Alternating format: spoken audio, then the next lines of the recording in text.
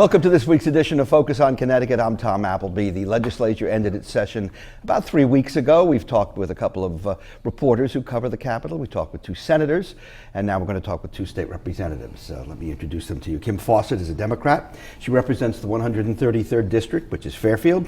Larry Cafaro, Republican, 142nd District, which is Norwalk and New Canaan, House Minority Leader. And both of these representatives are bidding farewell to the House for various reasons. Yeah. But we can still talk about what took place. Thank you for coming by this weekend. Thank you for having us. Short session, still a long session for you, long hours.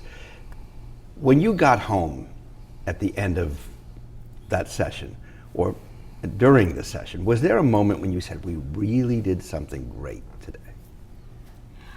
I feel like the past several years have all linked together for me, and I think probably the thing people in Connecticut can be most excited about is some good news. So, we this year in 2014 had the opportunity to expand and extend a number of economic development programs that we've put in place over the past several years. And finally, we're seeing the results of those programs, which is why we doubled down this year and really worked to extend out the programs. You might remember we were all here several years ago when we passed the jobs bill in 2011, and that had this infrastructure of short-term investment to help small businesses and some long-term strategies to develop our state's economy.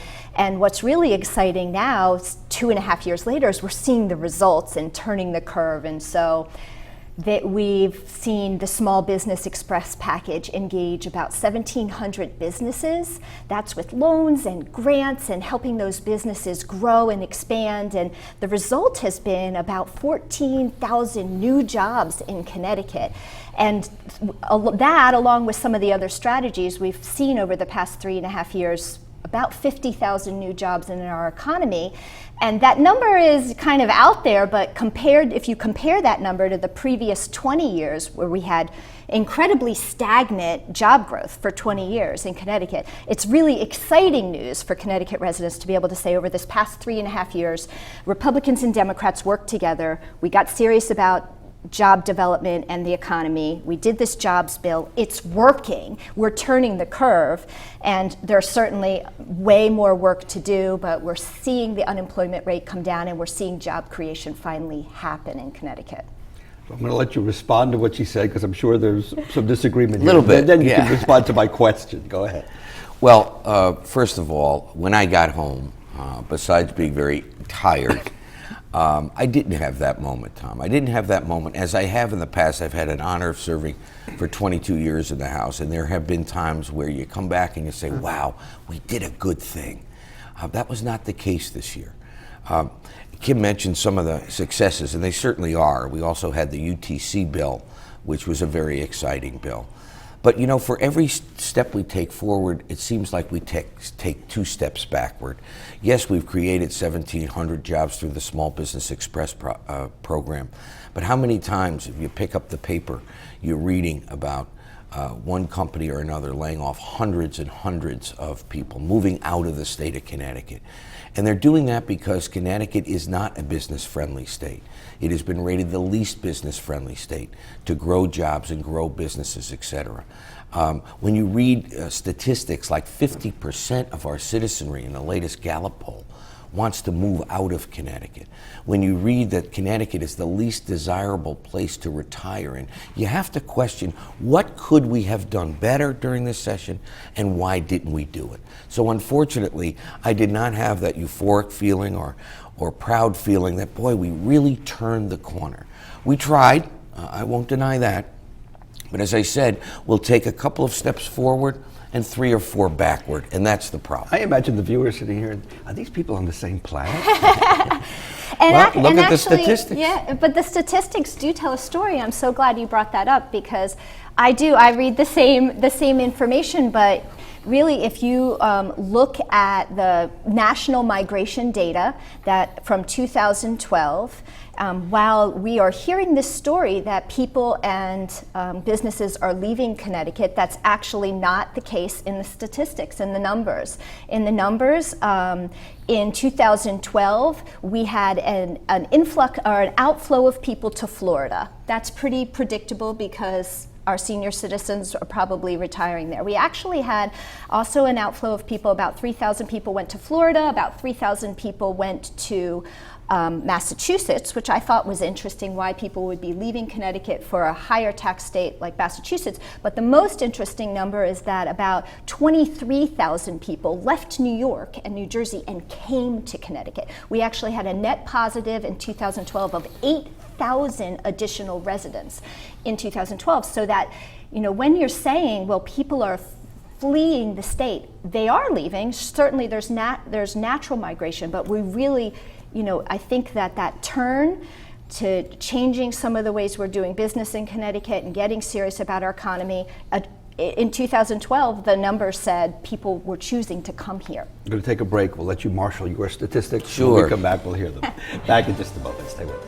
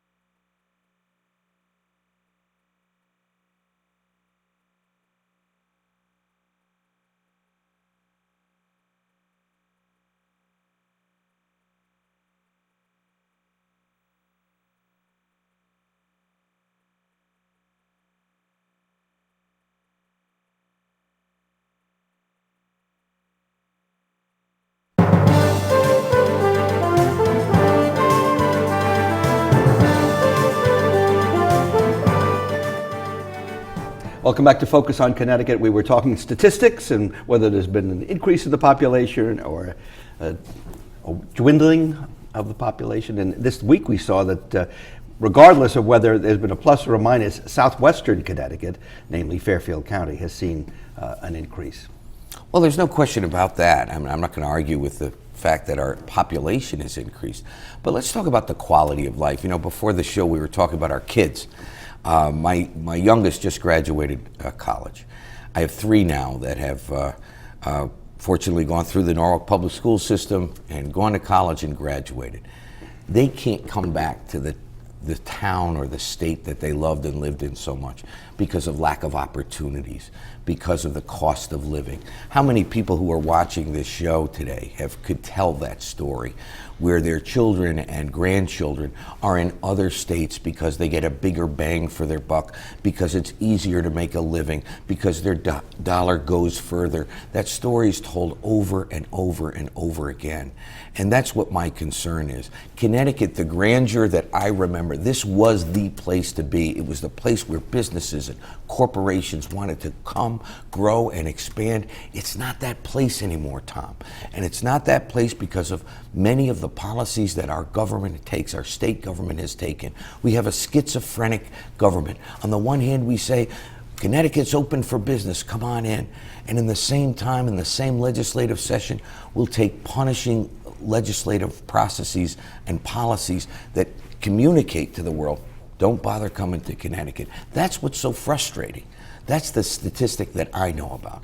Walk around Main Street, walk around the towns, ask people who've been unemployed for 2 and 3 years, how's it going in Connecticut? You feel optimistic? Is your business booming? They'll say no, and that's what concerns me. And we could have done something about it, and we didn't. And actually, it's interesting you bring that up, because I totally agree. That's one of the things I've heard over the past several years is the concern that kids go away to college, that there's not a place to come back. Certainly there weren't jobs. I think some of those jobs are being created finally, but the cost of living is absolutely, it's an impediment. We know it's really expensive to live here. What I think is interesting is, besides sort of the short-term fixes that the jobs bill in 2011 did by this very intentional short-term job creation mechanisms, we also have a long-term economic development strategy. And I think that strategy is investing in growing the biosciences, really focusing on precision manufacturing. So helping companies that want to bring jobs in the sciences, in precision manufacturing, in higher ed, growing out our higher ed systems. All that long-term investment in diversifying our economy, that's going to make Connecticut stronger. It's going to create more jobs for our kids to come back to.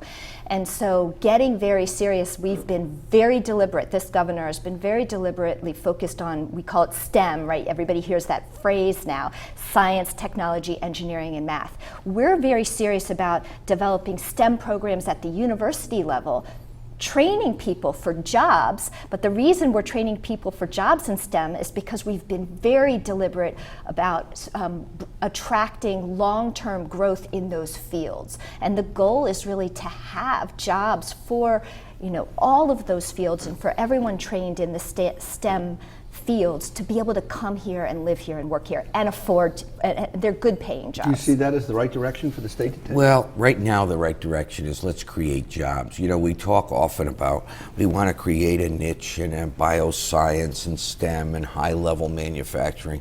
People want a job.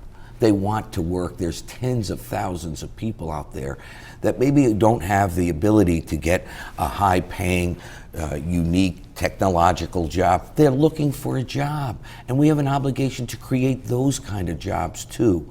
Yes, it's wonderful in a perfect world to plan a bioscience corridor and all that, and those are good things, don't get me wrong, and we can't give up on those things. But in the meantime, and at the same time, we have to create other jobs. There's a lot of manufacturers out there that aren't high tech. They make springs and bolts and screws. They need our help too. And they need our help not only with regard to the policies that we put forth, but also less regulation, less intrusion into their businesses. That's what you talk to these small manufacturers, these small business people. They say, for God's sakes, I'm not asking for a handout. Just stay out of my business. Stay out of my life. You're constantly hitting me with more paperwork, more regulation, more things that I have to do, to the point where I say, Uncle, I give up. It's cheaper for me to get out. That's not the kind of atmosphere we want to create. But what's really exciting, besides the 50,000 jobs that have been created in our economy over the past 3.5 years, which again is counter to 20 years of stagnant job growth, what's really exciting is that again, reflecting back on 2011, one of the things that that bill set in motion and the governor's been serious about is reducing those regulations. And so thousands of pages of onerous regulations are systematically being erased off the books. Now the problem is that regulations are often there for a reason. So to just throw them all out without a very careful review could be detrimental to Connecticut. So there's been a process and a committee, and they have been regularly reporting to the executive branch, here's a series of regulations that we don't really need anymore, we can get rid of, or we can put off to the side. And so there is a really concerted effort responding, I think, exactly to what Larry's saying, that the businesses are really feeling the oppressiveness of government, and we are very much trying to adjust. I have to worry about the businesses that support us. We're going to take a break. When we come back, I want to take advantage of the fact that you are both stepping down from the House. We'll do it in just a second.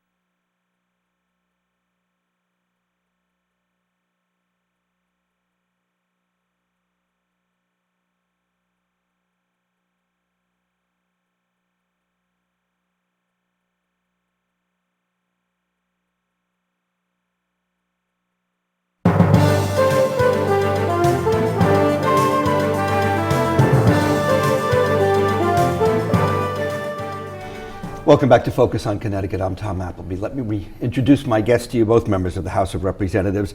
Larry Cafaro is a Republican from the 142nd District, Norwalk and New Canaan.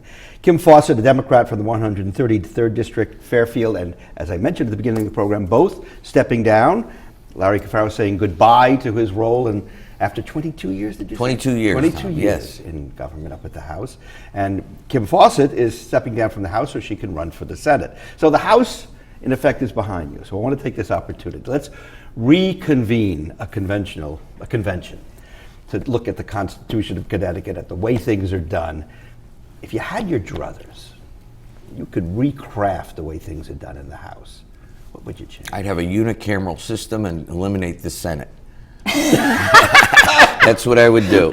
Spoken to someone who's about to try for it. With all right. due respect. He's got a true love for the Senate. The House is, I'm nostalgic now. It was a wonderful place. It They was say a the Senate is sedate, and the House is almost like Animal House. Well, the House is reflective of this state. It's, each representative, 151 of us, represent about 24,000 people.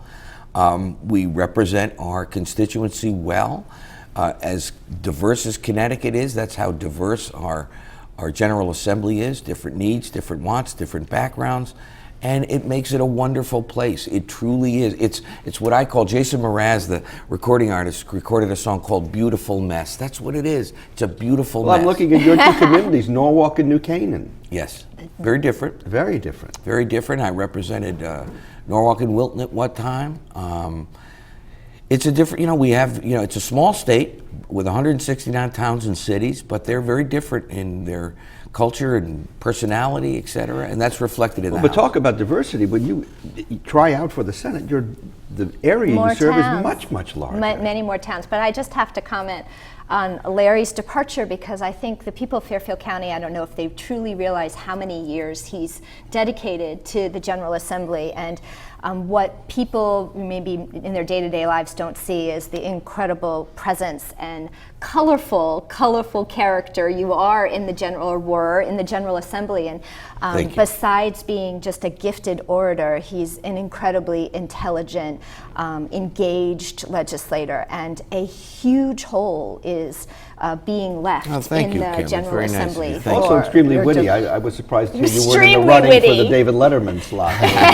Yes, David Letterman, if you're out there, Larry Cafaro is now available because extremely From witty. your lips to God's ears, right? Yeah, and if I see him on the show, I might fall out of my chair in the Senate. Right. But I appreciate the difference between the two houses. I love the House of Representatives, and they often say that that's a good place to learn the legislative process because it is so chaotic, and there's so many moving parts, and to successfully get legislation through the process is, like just wild cats going in a million directions. And the Senate, I think, has a reputation of being more reserved, more focused maybe on policy and serious about those issues. I like the difference that the two houses bring, two different viewpoints. I like the diversity of the House and how difficult it is to reel in so many different opinions because we represent such diverse communities. And yeah, in the Senate, obviously going from representing part of a town to potentially representing 5 towns. So now you have, I think the Senate is kind of the state's great equalizer because the senators they have more similar voices because the more people you represent, you sort of end up being more moderate or finding yourself more in the middle. So Moderate. You could have fooled me with the Senate we've had recently, but I'm going to take I you'll will help make be it more that good. moderate, Okay, Larry. one last break. When we come back, let me talk about something that I hear people complaining a lot about, particularly towards the end of the session. I'll let you guess that. Back in just a moment. Stay with us.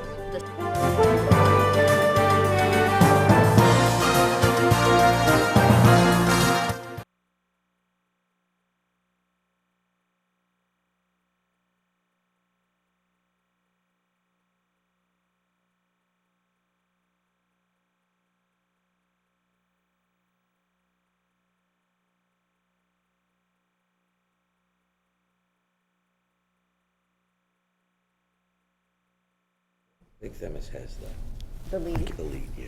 They do the same thing.